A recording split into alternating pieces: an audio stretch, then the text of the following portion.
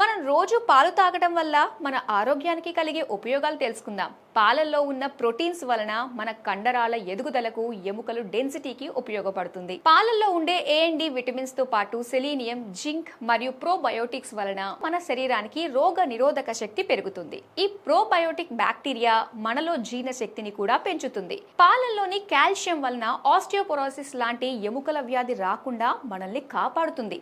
అంతేకాకుండా పాలలోని ప్రోటీన్స్ మన చర్మానికి, పళ్ళకి, జుట్టుకి కావలసిన పోషకాలను కూడా అందిస్తుంది.